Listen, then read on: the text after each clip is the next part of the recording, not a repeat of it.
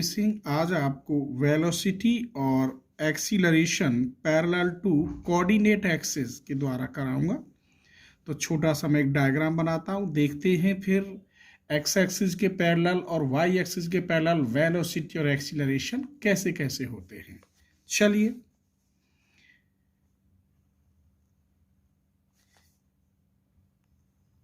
ये x axis और ये वाई एक्सिस। ठीक, मैं कोई एक कर्व खींच लेता हूं यहां। ठीक, ये ए है और यहां से आगे जब चलेगा पार्टिकल जब बताएंगे तो मैं यहां एक ऐसे एक लाइन खींच दी। ये एक्स एक्सिस पर यहां से यहां तक एक्स दूरी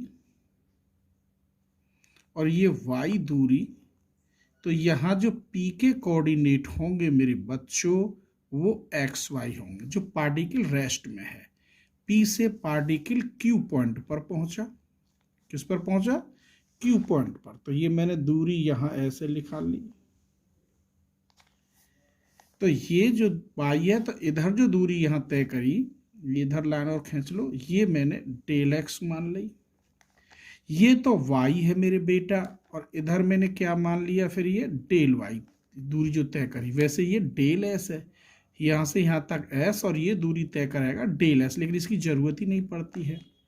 तो ये एल और एम, ये पी, ये क्यू कर दिया मैंने। जब ये डेल एक्स है तो स्वाभाविक है ये डेल एक्स रही।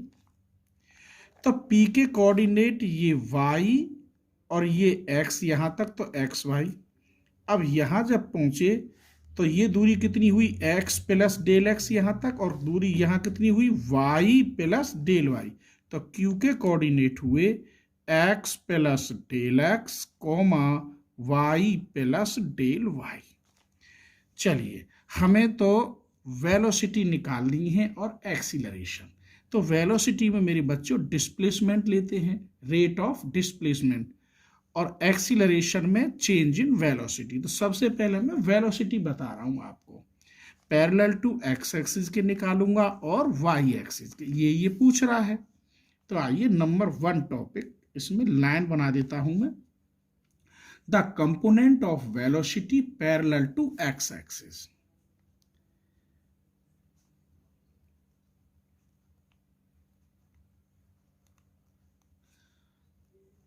of velocity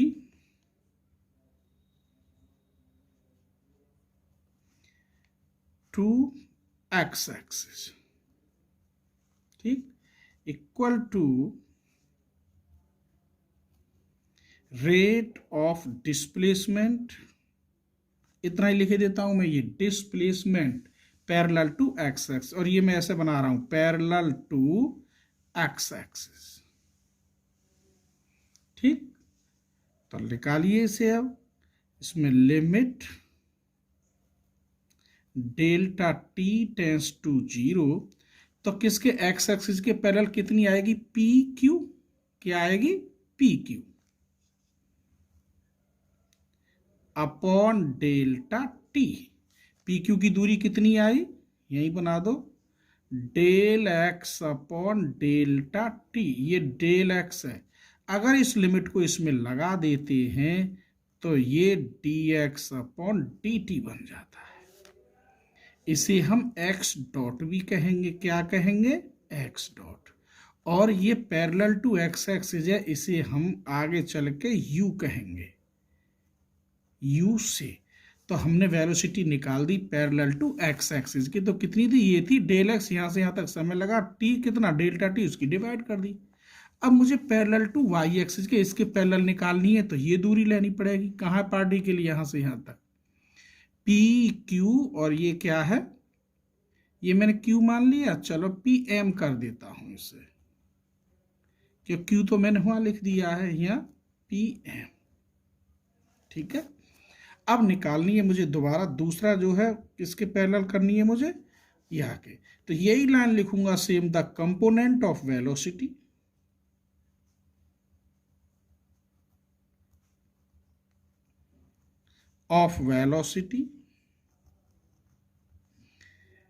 parallel to y axis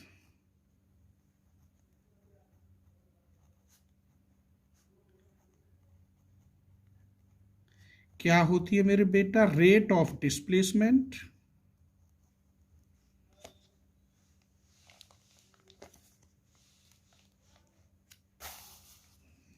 rate of displacement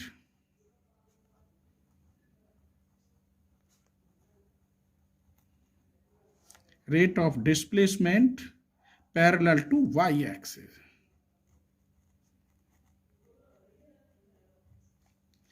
equal to limit delta t tends to 0। तो ये कितना होगा? QM, कितना हुआ? QM upon delta t। QM कितना है मेरे बच्चों? Del y upon delta t. अगर इस लिमिट को इसमें लगा देता हूं तो ये बन जाता है d y upon d T.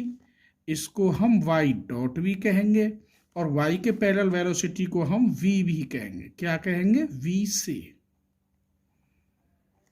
ठीक, जरूरत पड़ सकती है कभी भी तो मैं लिख रहा हूं रिजल्टेंट वेलोसिटी, ऐसे लिख रहा हूं। रिजल्टेंट वेलोसिटी क्या होगी? एक्स एक्सिस के पैरेलल एक्स डॉट का स्क्वायर प्लस वाई के जो पैरेलल है वेलोसिटी उसके डॉट का स्क्वायर अंडर रूट में। सपोज करिए यहां एंगल अल्फा बन रहा है, ये दिखा रहा हूं फिगर में, साथ में दिखाई दे रहा हो। सपोज करिए यहां जो एंगल है वो अल्फा बन रहा है, तब मैं टेन अल्फा कैसे निकालूंगा? यही लिखे देता हूं, चलो इधर। तो टेन अल्फा क्या होगा? Y dot upon x dot. ये तो आप जानते ही हैं, लाल लंब बटे आधार होता है, परपेंडिकुलर अपॉन बेस होता है, तो वही लिख दिया है बस मैंने। तो ये वेलोसिटी रही। अब हम आपको बताएंगे एक्सीलरेशन। क्या बताएंगे मेरे बच्चों? एक्सीलरेशन। चलिए अब एक्सीलरेशन में यही सेम है, कोई नई फिगर नहीं है, बस यहाँ क्या आ जाएगा? डिस्प्लेसमेंट की जगह पर चेंज इन वेलोसिटी। चलिए तो शुरू करते हैं। Acceleration number 1। चलिए तो ये the component of acceleration parallel to x axis, जैसे मैंने यहाँ निकाला था ऐसे यहाँ अब बस क्या एक्सीलरेशन है। तो limit delta t tends to 0, change in velocity लिखेंगे यहाँ, change in velocity parallel to x axis, इसे शॉर्ट बना रहा हूं, parallel to x axis in time delta t upon delta t. तो एक्स एक्सिस की जो वेलोसिटी है, चेंज इन वेलोसिटी, वो क्या होगी? हमारा यू मानी थी मैंने, तो क्या हो जाएगी अब? Del you. ये वेलोसिटी मैंने कहीं लिखी है, कहाँ? ये रही यू। तो बेटा ये क्या हो जाएगी अब? Del u upon delta t. अगर मैं यहाँ में लिमिट रख दूं तो ये बदल जाता है D you upon d T में। चलिए और आगे बढ़ाओ, D upon d T, you की वैल्यू क्या थी? D x upon d t. तो ये बन जाता है D square x upon d t square. इसे हम एक्स डबल डॉट भी कह सकते हैं। आइए अब मैं velocity component of acceleration parallel to y axis, the component of acceleration parallel to y axis. तो limit delta t tends to 0, change in velocity parallel to y-axis in time delta t upon delta t। तो ये कितनी है? y के parallel velocity कहाँ थी? ये v माना था, तो ये बन गई del v upon delta t. Limit delta t tends to 0 रख दूं तो ये बन जाता है d v upon d t. तो d upon d t, v की वैल्यू रख दीजिए, क्या थी? D y upon d t. तो ये लिख सकते हैं d square y upon d t square. इसे हम ऐसे भी लिख सकते हैं। अब ऐसे ही रिजल्टेंट एक्सीलरेशन हो सकता है।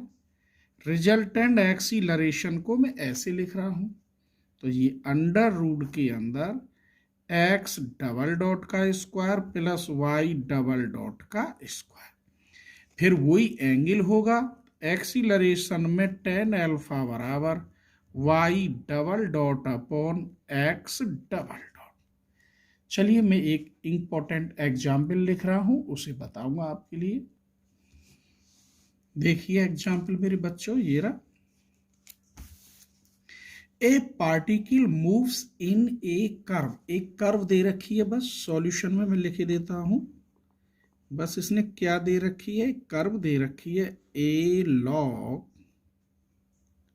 sec x upon a in such a way that the tangent to the curve rotate, जो टेंजेंट है कर्व का वो रोटेट कर रहा है यूनिफॉर्मली। यहां लिख रहा हूं चूंकि जो कर्व है वो रोटेट कर रही है यूनिफॉर्मली।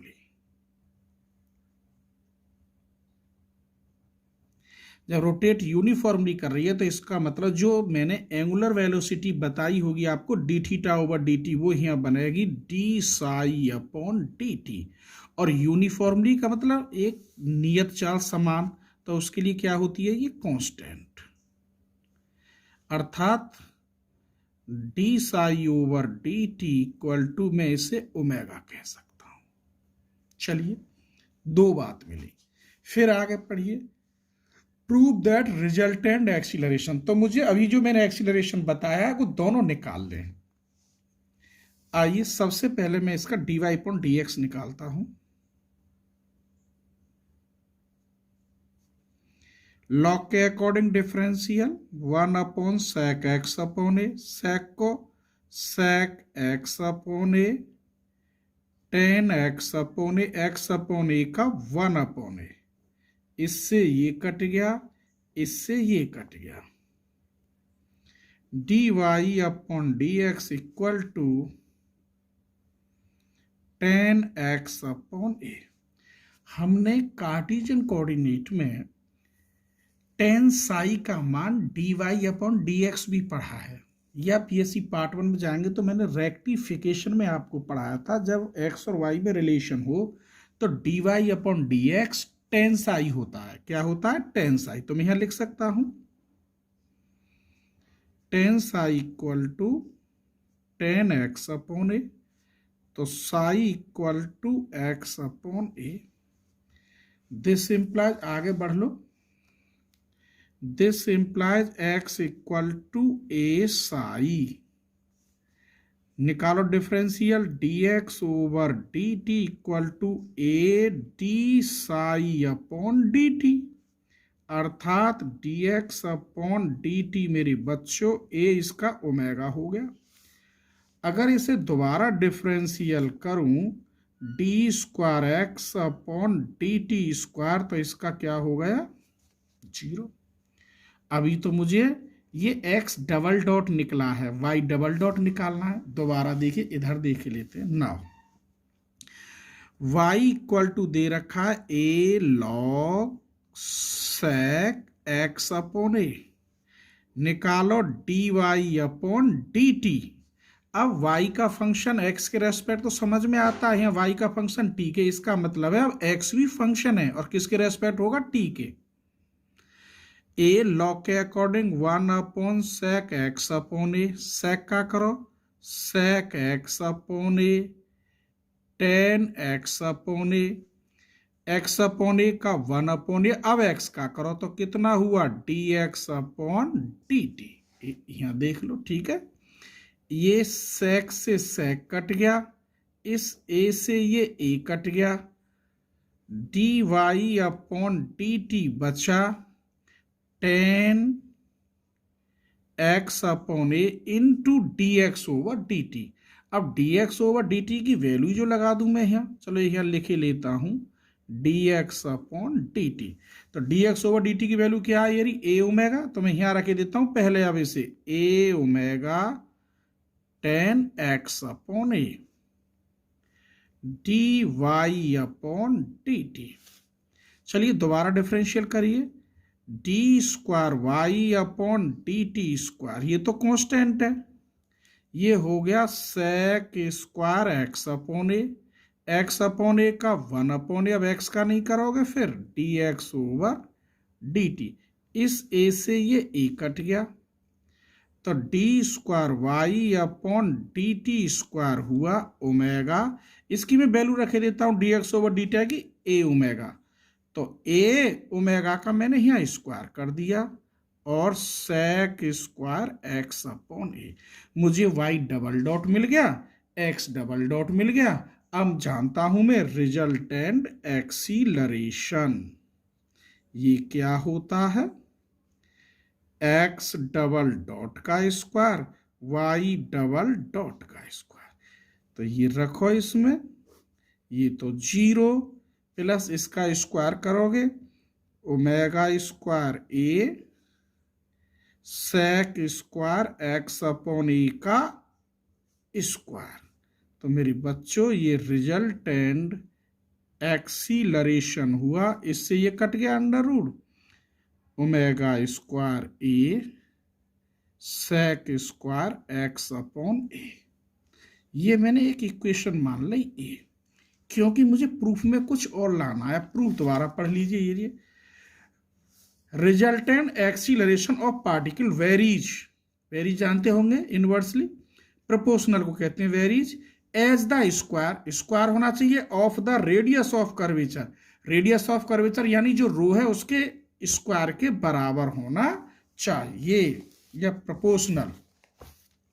आइए उसे कैसे निकालता हूं, जब x और y में संबंध हो, हम जानते हैं, चलो मैं यही लिख देता हूं, y इक्वल टू क्या दे रखा है, a log sec x upon a, direct निकाल रहा हूं इसका, d y upon d x, ये निकाल दिया, कितना आया हल होकर इसका, टेन एक्स अपॉन ए, दोबारा डिफरेंशियल की जरूरत पड़ेगी, बताएंगे क्यों पड़ेगी, ये सेक स्क्वायर एक्स अपॉन ए का 1 अपॉन ए, जब बेटा y और x में रिलेशन होता है तो उस समय रो की वैल्यू क्या होती है, ये देखिए 1 plus d y upon d x का होल स्क्वायर की power 3y2 upon d2y upon dx2, ठीक।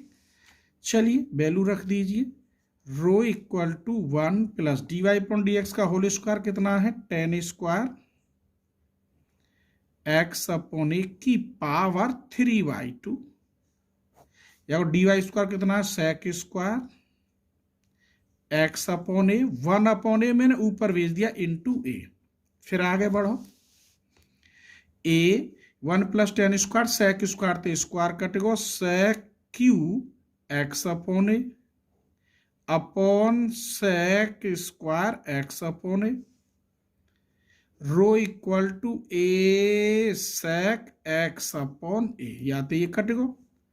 अब यहां से मुझे जरूरत पड़ेगी सेक एक्स अपॉन ए की वैल्यू बताइए, तो rho upon a equal to हो गया सेक एक्स अपॉन ए, और ये कहां रख दूं मैं इसे, ए में, ए दिख रही होगी आपको, इसमें रख दीजिए, तो रिजल्टेंट एक्सीलरेशन हो गया डब्ल्यू स्क्वायर ए, इसका स्क्वायर करोगे तो ये हो गया rho square upon a square, a के से ए कट गया, रिजल्टेंट एक्सीलरेशन डब्ल्यू square upon a into rho square, बेटा ये कांस्टेंट है तो मैं इसे ऐसे भी लिख सकता हूं, जब कांस्टेंट है तो ये काय में चला गया, प्रोपोर्शनल में, इंटू रो स्क्वायर, यही प्रूफ था। अगर तुम्हें मेरे बच्चों ये एग्जाम्पल पसंद आया हो तो प्लीज़ लाइक करना और सब्सक्राइब करना अगर नए हो तो, ठीक है। ऐसी ही मैं वीडियो आपको लेकर आता रहूँगा। ये सबसे टफ एग्जाम्पल था इस एक्सरसाइज का, इसलिए मैंने यही बताया है। थैंक यू, धन्यवाद।